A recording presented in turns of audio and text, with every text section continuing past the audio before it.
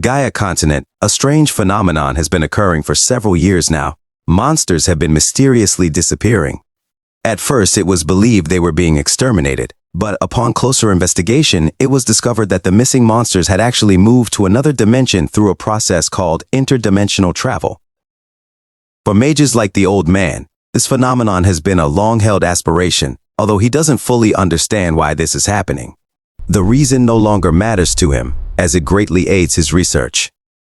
After meticulously setting the coordinates and confirming that the dimensional connection was perfect, the old man stood on the magic circle he had completed over many years. Raising both arms toward the ceiling, he reflected on his good fortune, being able to use the Great Labyrinth, a dungeon known for its immense power. With this, crossing dimensions should be no problem. The old man then poured all his energy into the magic circle, which responded by emitting a brilliant light that lifted him into the air, gradually enveloping him. The powerful magic transported him to another world. As the sensation of the air and temperature changed, the old man eagerly opened his eyes, believing his experiment had succeeded. However, when he looked around, he realized he was alone. Shocked, he quickly scanned his surroundings, unable to believe that only the dungeon had crossed dimensions. Meanwhile, on the other side, a portal had opened in front of our protagonist, who stood in shock, wondering what was happening. Earlier, on the street, some ladies were talking about their brother Jun, praising him for being cool. Kang Jinyuk, our protagonist and a D-rank hunter, overheard them and thought to himself that it must be nice to have such passion and focus on something. He then wondered if such a luxury was still possible for him. As he stood there lost in thought, his CO workers called out, reminding him they were only halfway done with their task. He replied with a weary yes and headed back to the truck. After sitting down, he exhaled in exhaustion. His CO worker complimented him on a job well done and suggested they take a breather before continuing. Noticing the cold weather, his coworker asked if he wasn't cold, to which Jin Yuk replied that as a hunter, he was adept at enduring both heat and cold, though his coworker questioned if that applied to D ranks as well. Jin Yuk, smiling slightly, responded that it did, luckily for him, which had saved him a lot on heating costs. His coworker, amazed, admitted he was envious. Then, he asked why a hunter was working part-time in a place like this. Jin Yuk simply replied that he had no money. His coworker remarked that it would be nice if the guild stopped monopolizing everything, to which Jin Hyuk cynically replied that those bastards would never stop, adding that they've been acting even worse lately, to the point where he couldn't stand it anymore. His coworker, curious, asked if something had happened between the guilds, but Jin Hyuk just turned the question back on him, asking if he hadn't heard the news about a crazy serial killer targeting hunters from large guilds for the past month.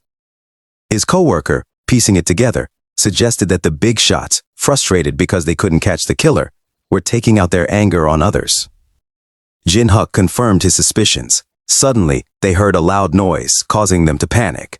Knowing the concert hadn't started yet, Jin Hyuk realized the noise was the sound of people screaming. Without hesitation, he rushed outside, ignoring his coworker's question about where he was going. Jin Hyuk knew those screams were cries for help, and his mind raced with possibilities. Either a terrorist attack or a monster appearance. As he reached the street, he saw people running in panic, chased by monsters. A smile crept across his face as he thought this might be his chance. He opened his inventory and summoned his bat weapon. With a simple motion, the bat materialized in his hand.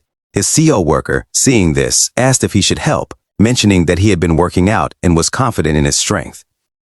But Jin Hyuk explained that a special wave around monsters rendered normal attacks and conventional weapons completely ineffective. Only hunters like him, who have been granted special stats, could break through that wave and attack. He then warned his coworker to stay back and not to do anything reckless, to which his coworker fearfully agreed, telling him to be careful. Jin Hyuk thought to himself that if he could take down just a few small monsters before the big guild bastards arrived, he wouldn't have to worry about money for a whole year. As he prepared to engage, a man suddenly appeared beside him and called him a rookie, telling him to back off. The man grabbed him by the clothes and threw him to the ground while other hunters rushed past. As Jin Hyuk lay there, he couldn't believe they had already arrived. He recognized the guild as Titan and Titan's deputy guildmaster Doyan warned him not to even think about joining the fight and to just get lost. He angrily shouted at Doyan, accusing him of trying to steal the opportunity because he was there first. Doyan, unfazed, simply asked what being there first had to do with anything, reminding him that this place was their territory. Frustrated, he demanded to know what kind of rule that was. Doyan calmly replied that it didn't have any legal standing, but it was the same for him. Confused, he asked what Doyan meant by that, to which Doyan explained that the first come, first serve rule was something he was claiming on his own. In a fit of anger, he lunged at Doyan, shouting that he'd had enough of his nonsense. He swung his bat with all his might, but Doyan effortlessly dodged it. To his shock, Doyan slapped his ass with such speed and force that he was knocked to the ground again.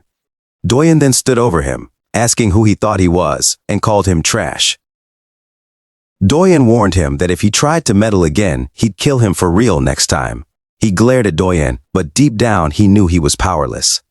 Doyan outmatched him in every way: power, speed, and skill. Anger surged through him as he tightly gripped his bat, realizing that this was the stark difference between a mere D-rank hunter and someone from a major guild. As Jin Hyuk finished his part-time job and walked home, his mind was filled with dark thoughts. He even found himself wishing that the serial killer would target some of the Titan Guild members, but he knew that his strongest feeling was a deep sense of weakness and defeat. Exhausted, Jin Hyuk collapsed onto his sofa, gingerly touching his face, which still stung from Doyan's slap. Suddenly, a loud noise erupted beside him, startled. He turned around and was shocked to see a portal had appeared inside his home. He cautiously approached it, his heart racing as he wondered what could be causing the sound coming from inside. He froze in shock as he found himself face to face with the goblin. In a panic, he crashed on the floor, scrambling to grab his weapon. But then, he stopped, confused, as the goblin simply turned around and walked away as if it couldn't see him. Furious, Jin Hyuk reached out towards the portal and, to his amazement, his hand passed through it without any resistance. He moved his hand back and forth through the portal, noting that there was no strange reaction or sensation. A smile crept across his face as he realized what this could mean. It was as if a dungeon had appeared right in his attic. He grabbed a can of beer, drinking it to calm his nerves. As he put the can down, he began to process what had just happened. If his suspicions were correct, this was indeed a dungeon, a concept that had only ever existed in theory until now. But the problem was that it had appeared in his attic. He wondered if he should report it to the association or just keep it to himself. He knew that the possibility of dungeons had always been discussed, but one had never actually been discovered. If he reported it, the association would undoubtedly kick him out of his house under the pretext of an on-site investigation. Taking another sip of beer, he decided that rather than handing over a gold mine to those bastards at the association, he'd claim it for himself. He eyed the dungeon warily, wondering if the monsters could come through to his side. He knew he needed to check it out first. Gripping his bat tightly, he approached the portal, thinking that with his abilities, he could only handle 2 or 3 goblins at most. If more monsters came through, he could lose his life. He cautiously stepped into the dungeon, and the system immediately notified him that he had entered the first floor, a goblin maze. He couldn't believe his guess was right. Suddenly, he heard something beside him and saw a goblin charging at him. Luckily, he managed to jump back just in time to dodge the attack and quickly exited the dungeon. He observed the goblin, hoping it wouldn't see him from outside, and confirmed his theory when it swung its axe around blindly, unable to detect him. A smile formed on his lips as he realized that the monsters couldn't see or cross over to his side. Emboldened, he jumped back into the dungeon and launched a surprise attack on the goblin, striking its head with his bat. The goblin collapsed to the ground, and before it could recover, he pounced on it, driving his bat into its chest. The goblin, immobilized and staring at him pleadingly, was no match for his desperation. Without hesitation, he raised his bat and delivered several blows to its head until it was dead. He realized that this was the first time he had hunted a monster alone since becoming a hunter, without having to share the experience points with anyone else. It was all his. To his surprise, his level, which hadn't increased in 3 years, went up after killing just 1 goblin. This made him painfully aware of how oppressive the big guild's control over hunting grounds really was. As he stared at the goblin's corpse, he recalled that goblin corpses used to fetch a high price, at least 3 million won. He smiled, wondering how much this goblin would bring him. Later, he headed to the hunter exchange. When his number, 42, was called, he approached the employee. The man asked what he wanted to sell, and Jinhuk replied, "A goblin." He clicked on the goblin stored in his inventory, and it materialized in front of the employee, who put on gloves to examine it. After inspecting the goblin's head, the employee remarked that Jinhuk didn't seem to have much hunting experience. Confused, Jinhuk asked how he knew that, and the employee explained that killing the goblin like that significantly lowered its market value. He advised Jinhuk to aim for vital points next time. The employee then offered him $3.2 million for the goblin, and Jinhuk agreed to sell it at that price. However, the employee then asked him to disclose where he had hunted the monster so the transaction could be verified and the payment processed. Jinhuk hesitated, asking if it was really necessary to reveal the location. The employee confirmed that it was the law and there was no way around it, even if it was a hassle. Jinhuk considered lying, thinking he could say it was a straggler from the Titan Guild's territory. The employee noticed his hesitation and assured him that he wouldn't get a better price elsewhere. Suddenly, the door burst open and someone shouted, demanding to know where that bastard was. The hunters in the exchange noticed the men from the Black Dragon Guild and wondered who they were after this time, as they had brought their entire crew. One of the guild members pointed at Jinhuk, causing the employee to mention that the guild had finally come looking. Alarmed, Jinhuk asked the employee what was happening. The man in the center of the group demanded to know if it was him, making Jinhuk freeze in fear, but then the man grabbed him by the collar, accusing him of stealing a monster from their hunting ground. The employee quickly interjected, explaining that they had the wrong person, that the culprit was actually the blonde guy in the corner, who was chatting away. The guild members immediately turned their attention to the blonde man, punching him in the face, shocking everyone around them. The blonde man's friend shouted at the guild members, demanding to know what they were doing. One of the guild members coldly explained that the blonde guy had illegally hunted monsters in their guild's territory and warned that if his friend had no intention of compensating, he should stay out of it. Meanwhile, another guild member continued kicking the blonde man, who was now on the ground. The leader then ordered them to stop and knelt down to interrogate the blonde man, asking why he was sneaking around their area and if he was trying to kill them. The blonde man, stuttering, denied any such intentions. The guild leader grabbed the blonde man's hair, suggesting that he could be the psycho killer who had been causing trouble recently, and insisted that he come with them for further investigation. Jinhyuk, still shaken, asked how the guild had tracked the blonde man down. The employee explained that any guild of decent size was connected to their server. As soon as Jinhyuk returned home, he decided to dive into the dungeon to get stronger. He made some preparations, carefully selecting the items he would take with him. He paused, staring at a floating stone in front of him, wondering if he should take it as well. The system identified it as a returned stone, priced at 1 million won. It could return him to a designated location regardless of time and place. To use it, he needed to place the large stone at his destination and carry the small stone with him. Activating the small stone would instantly bring him back to the large stone's location. Next, he looked at another item, realizing he'd been duped by the advertisement. It claimed he could track monsters' positions anytime and anywhere, so he had spent a hefty 400,000 won on the search radar. But it turned out it only detected monsters within a 50-meter radius, making it a pretty worthless item. However, for someone like him, who was venturing into a dungeon alone, it was as good as an extra life. He checked the search radar and saw a monster approaching. Confirming that the radar was working, he decided it was time to start leveling up. With determination, he swung his bat forward, striking the goblin in front of him. His level jumped from 4 to 5 after killing one goblin, then from 5 to 6 after the second, and from 6 to 7 after the third. His level continued to rise rapidly as he killed goblins along the way. After a while, he took a break, drinking some water to refuel himself. Sitting down, he stared at the goblin corpses in front of him and wondered how much he had leveled up. He opened his status window and saw that while his level had increased, his other stats were still subpar. After resting for a minute, he stood up, thinking that since he had access to a dungeon, he could gradually level up and become stronger. He decided to take care of the remaining goblins and get back to hunting. He then stored the goblin corpses in his inventory, noting that he now had 19 corpses. The system warned him that the storage space in his inventory was almost full, with only enough room for one more item. Realizing this, he decided that for his last slot, he would aim for something big, something worth more money. He checked his search radar again and saw a monster heading in his direction. It was approaching from the 9 o'clock position. He planned to wait in place and ambush it for an easy kill. He positioned himself, counting down as the footsteps grew closer. When he saw a helmet peek out from behind the wall, he immediately swung his bat, striking it in the head. The helmet was knocked off, and a person screamed in pain. Shocked, Jinhak realized it wasn't a goblin.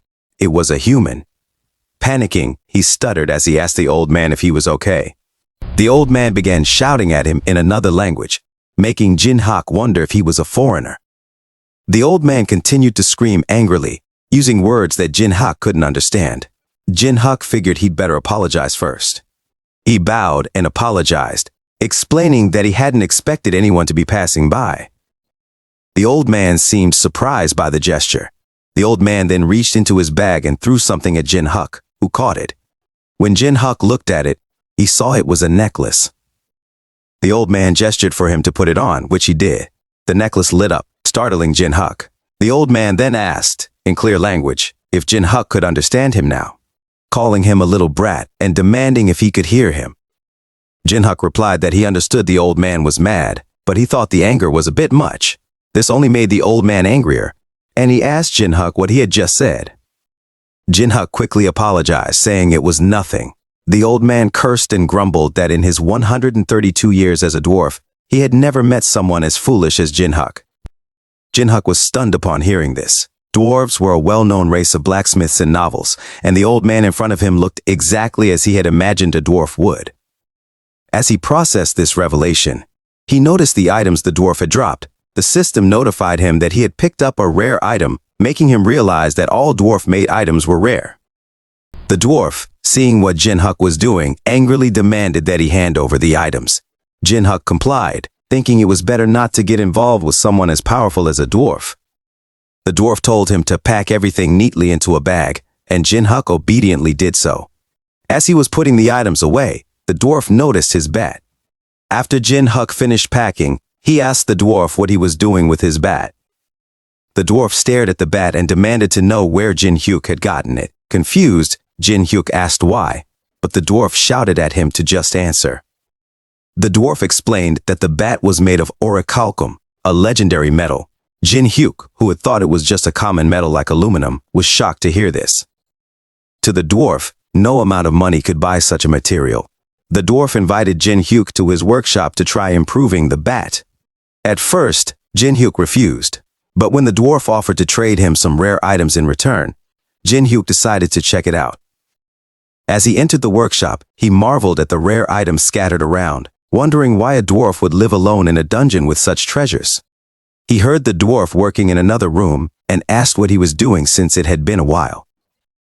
Jinhyuk started to think that maybe the bat was just aluminum after all, and began considering which weapon to choose instead. He was frustrated by the overwhelming number of options when the dwarf finally emerged from the room, holding the bat. The dwarf, clearly excited, told Jinhyuk that the work was done and throws him the bat. Jinhyuk was stunned and asked if it was really his bat. The dwarf explained that this was the true nature of orochokum. Normally it was a soft and weak metal, but the more it was enchanted, the redder and stronger it became. Jinhyuk was shocked, realizing the power of the enchantment the dwarf had performed. Jinhyuk swung his bat around, marveling at the power in his hands. He knew that enchanted items were extremely rare, usually dropping only from high-level monsters of grade or above. Still in disbelief, he asked the dwarf if this was really the same bat he had been using. It felt completely different, almost too good to be true. He couldn't believe something like this could be artificially created, and he wondered what the deal was with the dwarf. For the first time in a long while, it felt like luck was finally on his side. The system then notified him that his bat had been upgraded into a legendary baseball bat. The description revealed that it had once been a common aluminum bat, but after repeated enchantments, it had reached a legendary level. Its added effects included S-rank durability, presence detection, and automatic retrieval. He'd hit the jackpot, but he realized that since it was now bound to him, he couldn't sell it anywhere. He asked the dwarf if the automatic retrieval meant the bat was bound to him. The dwarf, laughing, told him not to worry and to consider it a reward for giving him such a good experience. The dwarf added that no one else but Jinhak would ever be able to use it. Accepting this, Jinhak put the legendary bat back into his inventory, realizing that in the end, he couldn't make money by selling it. The bat vanished from his hand, and he turned his attention back to the goblin corpses, assuring himself there were other ways to make money. He decided to sell the goblin corpses to earn some cash, but he knew the problem was how to sell them. The association wouldn't work because of the unknown source of the goblins. Then he remembered the black market. In the hunter industry, the black market was where no questions were asked. The next day, he headed to an abandoned factory, looking around to confirm it was the right place. He stared at the business card that read Deputy Manager Cho Ha-young Il and figured the place looked seriously shady. A man then appeared on the second floor and called down to him, asking if he was Jin Hyuk. When Jin Hyuk confirmed, the man nodded and pointed behind him, telling him to come up because their boss was waiting. Jin Hyuk climbed the stairs, thinking it was a good thing he had found a place like this. He was introduced to Lee Jun-chul, a loan shark disguised as a loan agent who also traded in monster corpses on the black market. Jun-chul asked to see the goblin corpses, and though Jin Hyuk thought it was strange that there was no greeting, he complied, opening his inventory and clicking the corpses out. The goblin corpses materialized in front of them. Jun-chul inspected the corpses, surprised at their quality, considering Jin Hyuk's appearance made him seem like an obvious newbie. Ha-young Il, touching the corpses to confirm their authenticity, reported that they had 20 good condition goblins. Jun-chul, noticing that the goblins were in better condition than expected, asked Jin Hyuk if he was right that there were 20. He then inquired how much Jin Hyuk was expecting for them. Jin Hyuk suggested 5 million won per goblin, including the magic stones, but Jun-chul pointed out that the heads were badly damaged, so he thought 3 million would be more reasonable. Ha-young Il chimed in, saying that nobody would use a goblin's head for anything, especially since their faces were so messed up that they weren't even good for decoration. His transparent attempt at lowering the price made Jun-chul visibly frustrated. Ha-young Il, excited, asked Jin Hyuk how much he thought all of them were worth, oblivious to his boss's stress. Jun-chul, apologizing for Ha-young Il's behavior, countered with an offer of 3.5 million won each, but Jin Hyuk stood firm, insisting on 4.5 million won per goblin, stating that he wouldn't sell for less. Jun-chul hesitated, and Jin Hyuk told him that if he didn't like the offer, he could forget it, and Jin Hyuk would find another buyer. Suddenly, a man rushed into the room, calling out to Jun-chul in a panic. He shouted that they were in trouble. There was a monster nearby. Jun-chul was shocked, demanding to know why there was a monster there. Jin Hyuk, too, was surprised, thinking that, while it was very rare, a monster's corpse could sometimes attract other monsters. He wondered why it had to happen now of all times. He asked the man if there really was a monster and what kind it was. The man, frantic, confirmed that it was real and that 2 orcs had suddenly appeared. Jin Hyuk was alarmed, knowing that orcs were way out of his league at the moment. Realizing the danger, he decided he needed to get out of there. He quickly put the goblin corpses back into his inventory, thinking he should at least grab them before fleeing. But before he could leave, they heard the orcs getting closer. He asked if it was already too late. A huge orc then appeared in front of him, making him wonder if this was really happening. Jun-chul, desperate, shouted at Jin Hyuk to do something, reminding him that he was a hunter. Jin Hyuk was about to respond when the orc charged at him, swinging its axe. He cursed under his breath, knowing that at this distance, there was no way to avoid the attack. He wondered if this was really how he was going to die, so pathetically. But then, his legendary bat suddenly materialized from his inventory and blocked the orc's axe just in time, even pushing the orc back. Everyone, including Jin Hyuk, was stunned. Jun-chul asked Ha-young Il if he was seeing what he thought he was seeing, and Ha-young Il, equally shocked, replied that he wasn't sure either. Jin Hyuk, still in disbelief, realized that his bat had summoned itself to protect him. Remembering the bat's presence detection effect, he thought that if this was the case, he might actually stand a chance. The orc, undeterred, charged at him again. Jinhuk grabbed his bat, shouting that they were going to finish this. He slid to the side to dodge the orc's attack, and then swung the bat, striking the orc's knee. Blood splattered from the wound, confirming that the orc was taking damage. Encouraged, Jinhuk swung the bat at the orc's head with incredible speed, knocking it off balance. He told himself he could do this, he could take it down. The orc fell to the floor, dead, and Jinhuk couldn't help but feel a surge of pride. The legendary bat was far more powerful than he had imagined. The system notification popped up, showing that his level had jumped from 24 to 36, a staggering 12% level increase. He couldn't believe it. Suddenly, Junchul shouted at him, warning that there was still another orc behind him. Jinhuk quickly dodged its attack, shouting in surprise. He then sprinted behind the orc and struck it from behind, yelling at it for cowardly attacking him from behind. With just one hit, the orc kneeled on the floor. Jinhuk raised his bat and struck it down on the orc's head, declaring that he would send it to join its friend.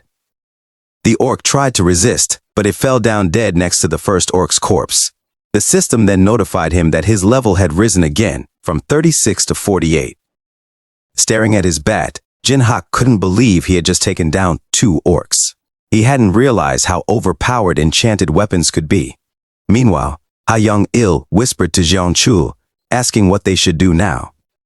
Jeonchul, still processing what had just happened, told Ha Young-il to be quiet for a moment. Jinhuk turned to them and asked Jeonchul if they should restart their negotiations, this time including the 2 orcs he had just taken down. Later, Jinhuk found himself back in his apartment, feeling like he was on heaven. He never imagined that they'd give him 15% more than the market price for the goblin and orc corpses. Staring at his bank account, which now held 240,618,001, he couldn't believe his eyes. He asked himself whether this was a dream or reality. Exhaling in relief, he felt a sense of accomplishment knowing that the transaction was settled.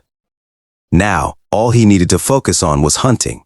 That day, the black market dealer Lee Jun-chol decided to continue doing business with Jinhuk. Jinhuk realized that Jun-chol had figured out he wasn't just some low-level thief selling stolen corpses, but someone skilled enough to hunt orcs directly. However, Jinhuk also knew that his current equipment wouldn't be enough to handle higher-grade monsters and wondered what his next move should be. Suddenly, an idea struck him, and he sat up in excitement, smiling at the thought. If he played his cards right, he might be able to get some items for free. The next day, Jinhuk visited the dwarf's workshop, bringing a large supply of beer cans and saju. The dwarf eyed the gifts suspiciously and asked if Jinhuk was trying to bribe him.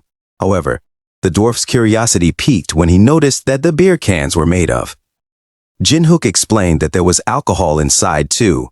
The dwarf, incredulous, asked if Jinhuk had made the cups out of orichalcum and if it was some kind of holy water. Jinhuk chuckled and replied that it was just beer, urging the dwarf to try it. The dwarf took a sip but immediately spat it out, shouting that this so-called beer tasted like piss. Jinhuk opened the saju, wondering if he should have brought something stronger, and admitted that the beer was a bit bland. The dwarf, clearly irritated, called Jinhuk a bastard for making him drink such crap.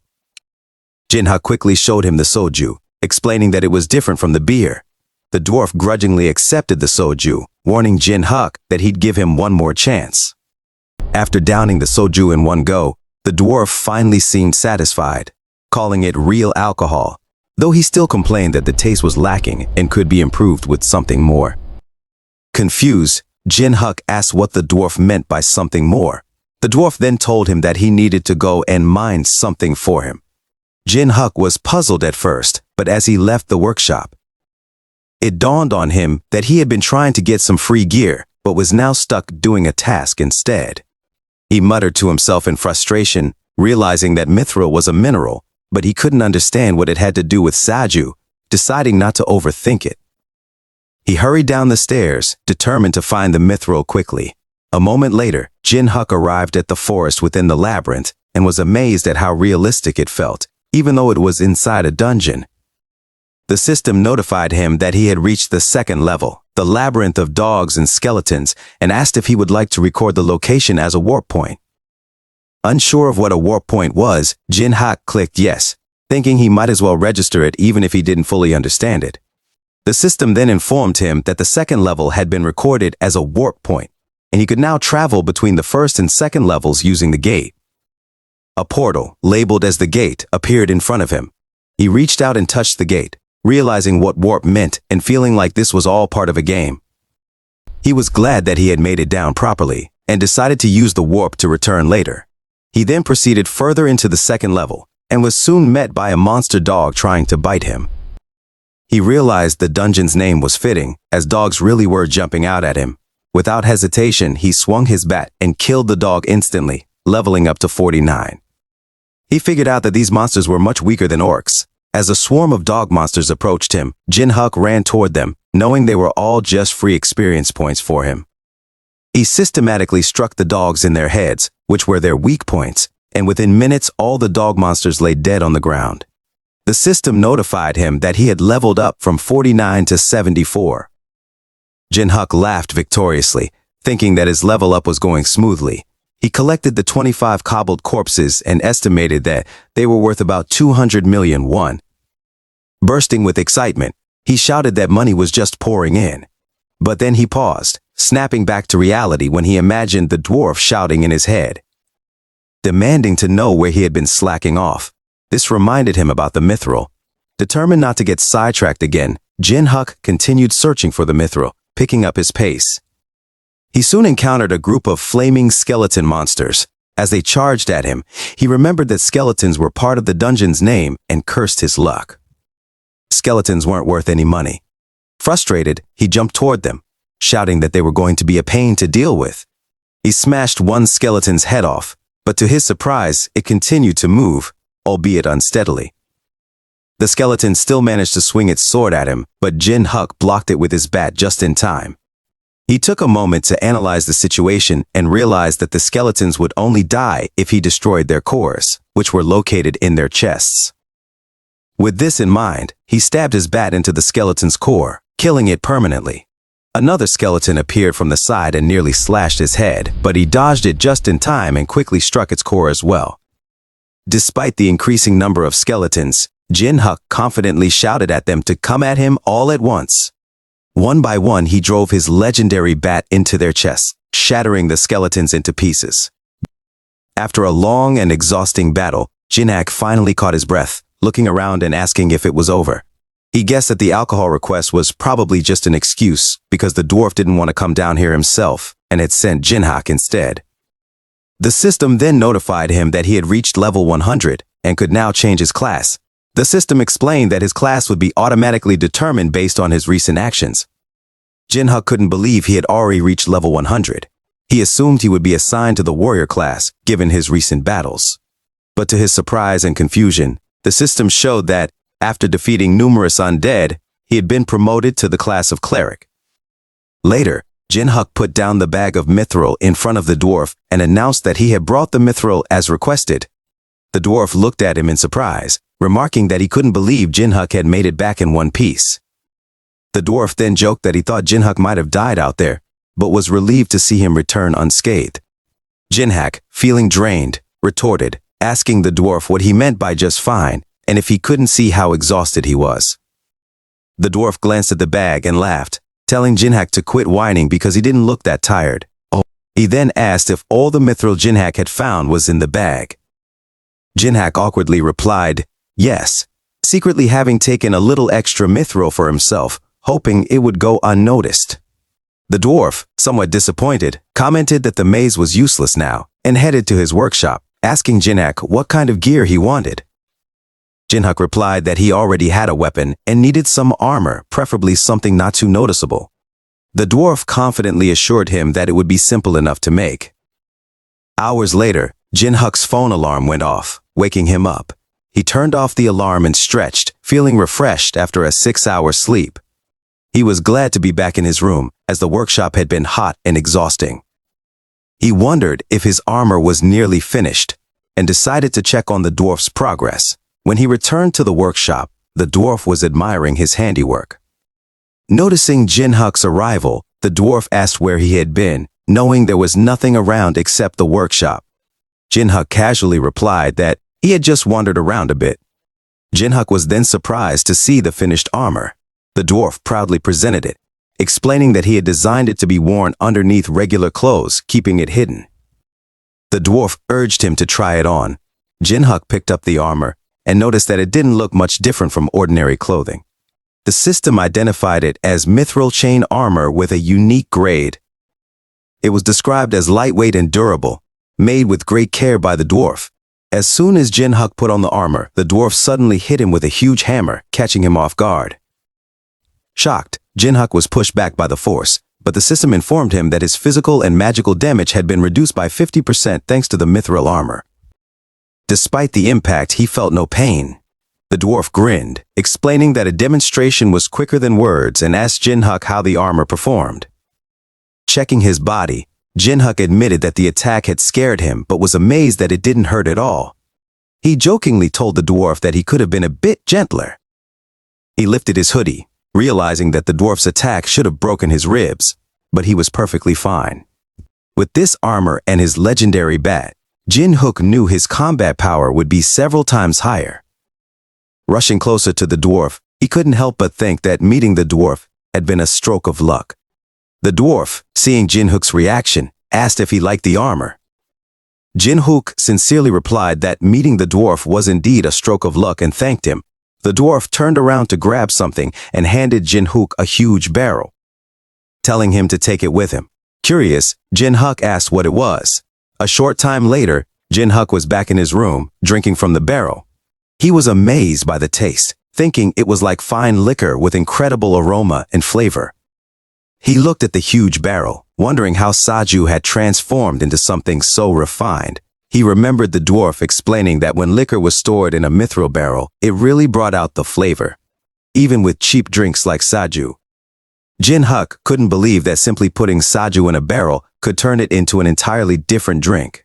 Then, a brilliant idea struck him. He quickly called Junchol, who answered with excitement, asking what Jinhook had to sell this time. Jinhook casually replied that he had some cobbled carcasses and some liquor to sell. Junchol, confused, asked what he meant by some liquor. Meanwhile, at the 20 Gate, in Titan Guild's new hunter training area, the guild was wrapping up their mission after successfully killing monsters in their territory. They had begun collecting the monsters' corpses when a panicked subordinate rushed over to. The subordinate informed him that the lizardmen were being summoned again. Doyen's expression darkened as he wondered if the gate was an anomaly. Frustration boiled over. Of all times, why did it have to happen now? The lizardmen emerged from the gate, and the guild members were dismayed to see that their numbers were at least 3 times what they had just dealt with. The man, filled with anxiety, asked Doyen what they should do, suggesting they couldn't handle the situation on their own and needed to call for help from other hunters. Doyen dismissed the idea as ridiculous. They couldn't afford to beg others for help. For the sake of the Titan Guild's reputation and his own, they had to handle the situation internally. Doyen shouted at his men to stop whining, insisting that they could manage on their own as long as they stayed focused.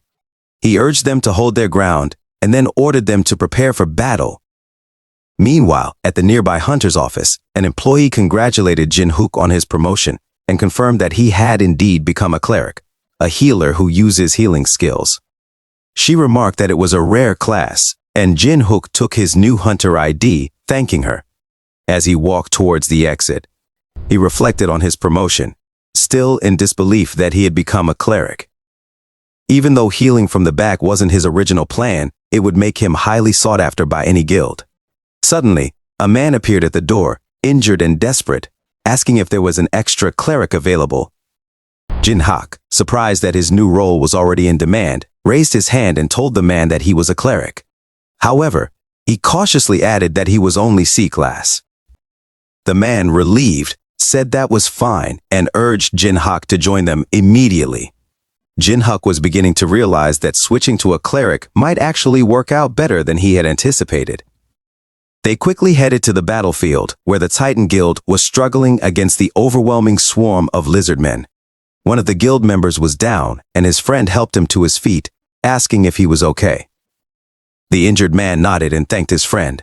but their relief was short-lived as a lizard man loomed above them, ready to strike. Fortunately, another guild member intervened just in time, slashing the lizardmen in half and shouting at them to keep their heads down. The rescuer scolded them to stay focused if they didn't want to die. The Titan Guild faced the advancing lizardmen with grim determination, while Doyon, watching from the side, grew increasingly frustrated. He noticed that his members were acting tough because they had someone to rely on. Annoyed, Doyon decided to join the fray himself. He shouted to his men to hold on, promising to wipe out the lizardmen himself. His men were shocked to see their master charging toward the lizardmen, and they shouted after him, reminding him that he needed to command. On the other hand, Jinhuk arrived at the scene. The man who had brought him instructed him to heal like the other clerics, which Jinhuk agreed to do, asking if there was anything else he could help with. The man, already running to engage the lizardmen, told him to focus on healing, assuring him that it would be enough, and promised that Jinhuk would be well rewarded afterward. He put his hands together, releasing healing energy that flowed to a struggling guild member at the front lines. As the healing took effect, the man suddenly became stronger, easily slicing through the lizard man he was fighting. Another guild member quickly shouted for Jinhuk to heal him too, which Jinhuk did without hesitation. The Jinhuk commented that no matter how hard they fought, the lizard man seemed endless. He suggested they should contact another guild for help, to which the other cleric agreed. Jinhuk continued to heal, but he knew the situation was becoming dire. They were at risk of being wiped out. Suddenly, he heard a loud noise behind him. When he turned to look, he saw a lizardman attempting to slash him from behind. Before Jinhuk could react, his legendary bat automatically emerged from his inventory and blocked the attack just in time. Shocked, Jinhuk realized that the lizardman had breached the rear. With determination, he struck the lizardman behind him with his bat and shouted to the clerics that they were under ambush, and that the rear had been breached with lizardmen appearing behind them. The clerics, terrified, questioned how the monsters had gotten so far, eventually realizing it must have been a concealment technique. Jinhuk tried to reassure them, telling them to focus on healing while he handled the monsters. One of the clerics, still fearful, asked if Jinhuk wasn't a cleric like them and insisted it was too dangerous. They should ask the Titan Guild for help. But Jinhuk pointed out that the Titan Guild was already struggling to hold their ground. The cleric tried to stop him out of concern, but Jinhuk confidently assured them that he wouldn't be saying it if he wasn't certain he could manage. With that, he ran further back to confront the lizard men, though he couldn't help but feel a bit nervous despite his brave words. As a lizard man attempted to slash at his head, Jinhuk ducked just in time to avoid the attack. He then grabbed the lizard man by the neck, slammed it to the ground, and drove his bat into its skull, thinking to himself that this was manageable. But his confidence wavered when he noticed the last lizard man slipping past him. He quickly gave chase, realizing he had let his guard down. Leaping into the air, he appeared above the fleeing lizard man and struck it on the head, demanding to know where it thought it was going, and if it was trying to escape. He landed on the ground but was stunned when the lizardman managed to stab him in the back. The lizardman, however, froze in shock as the sword failed to penetrate his armor. Jinhuk turned, taunting the lizardman, asking if it was surprised that its attack didn't work. Despite its efforts, the lizardman couldn't push the sword any further. Jinhuk then swung his bat with all his might, shouting that this was the power of good gear, and killed the lizardman. One of the clerics, witnessing the scene, asked in amazement how a cleric was capable of such feats. The other clerics, now able to focus on healing without worry, were equally impressed and grateful for Jinhuk's efforts. As the battle continued, the lizardmen began to panic, causing the clerics to wonder what was happening. Suddenly, a figure moved at incredible speed, slicing a lizard man in half with a single swing. The clerics were shocked to see the Titan Guildmaster, Seo Sang-ho, standing before them. Sang-ho asked Jinhuk if he had taken care of the enemies there, to which Jinhuk confirmed. Curiously, Jinhuk asked who Sang-ho was, prompting one of the clerics to shout that he was standing before an S rank hunter. Seo Sang-ho. Jinhuk, still unfazed, asked again who the man was, and the cleric exasperatedly replied that Sang-ho was the Titan Guildmaster. The other cleric, relieved, sighed, and said it looked like they could finally go home. Sang-ho, however, jumped back into the fray, apologizing for the delay and telling Jin Hyuk that they'd continue their conversation later. He promised Jin Hyuk a proper reward for his help before heading toward the front lines. Jin Hyuk watched Sang-ho in action, thinking to himself that while he knew S-rank hunters were strong, Sang-ho was on an entirely different level, a true monster. Sang-ho appeared in the midst of his men, who were struggling against the lizard men. He praised them, and the sight of their guildmaster filled them with hope. Doyeon, however, was furious and demanded to know how the guildmaster had known to come there. A man behind Doyeon admitted that he had called Sang-ho, stating that there was nothing wrong with asking a fellow guild member for help. Sang-ho then took command, shouting that those low on stamina should fall back as he would handle the subjugation from there. With a powerful display, Sang-ho gathered energy into his fist and struck the ground, releasing a massive wave of power that dissolved every lizardman in front of him. The guild members were awestruck, witnessing their leader take down so many enemies in one strike, reaffirming why Sang-ho was an S-rank hunter. Jin Hyuk, who had been helping by healing others, couldn't believe what he had just witnessed. Sang-ho had not only taken out the monsters, but had done so without harming any allies. It was a stark reminder to Jin Hyuk that no matter how strong he had become, someone like Sang-ho was in a league of his own. Just a few minutes later, after Sang-ho defeated the last lizardmen, he declared that the subjugation was complete and ordered his men to check the casualties and gather the loot. The men responded with a resounding yes. Sang-ho then called Doyeon over and grabbed him by the collar, calling him a crazy bastard. He demanded to know what Doyeon had been thinking, trying to handle the situation alone, and whether he had been planning to get them all killed. Doyeon tried to justify his actions, saying that asking for help would have damaged the guild's reputation. Sang-ho furiously retorted that it wasn't the guild's reputation at stake, but Doyeon's pride, which he didn't want to hurt. Doyeon defensively replied that it was a harsh accusation. Before the argument could escalate further, one of the guild members interrupted, apologizing to Sang-ho for the interruption, but suggesting that they let the clerics who had helped them go. Sang-ho agreed, but not before warning Doyeon that they would discuss this further back at the guild. Doyeon reluctantly acknowledged the order. Sang-ho then turned to the clerics, bowing an apology for the delay and properly introducing himself as the guild master. He thanked them for their assistance, stating that their efforts had saved many of his guild members. Sang-ho especially thanked Jin Hyuk, praising his impressive skills in single-handedly handling the lizardman's ambush. He then asked Jin Hyuk for his name, to which Jin Hyuk replied, Kang Jin Hyuk. Sang-ho then asked if Jin Hyuk was affiliated with any guild. When Jin Hyuk replied that he wasn't part of any guild yet, Sang-ho immediately suggested that Jin Hyuk join the Titan Guild, assuring him that they would waive any joining fees. However, Doyeon suddenly stepped forward, shouting in protest. He reminded Sang-ho that Jin Hyuk was a D-rank hunter not long ago, claiming that Jin Hyuk might have gotten lucky and become a cleric, but he wasn't worth scouting. Doyeon was taken aback when Sang-ho sternly called his name and angrily pointed out that without Jin Hyuk, all their members and clerics would have been dead. Jin Hyuk had saved lives that would have been lost due to Doyeon's stubbornness. The other guild members were stunned by Sang-ho's rebuke. Jin Hyuk, with a smile, thought to himself that Sang-ho was more level-headed than he had expected. Sang-ho then ordered Doyeon to apologize to Jin Hyuk, but Doyeon, seething with anger, refused to comply. Jin Hyuk, sensing the tension, politely declined Sang-ho's offer to join the guild. He explained that he couldn't trust a guild with someone like Doyeon as the vice guild master. Doyeon, enraged, rushed at Jin Hyuk, shouting, demanding to know what he had just said. As Doyeon launched his palm at Jin Hyuk, intending to strike him, Jin Hyuk's legendary bat automatically emerged from his inventory and struck Doyeon in the stomach before he could lay a hand on him.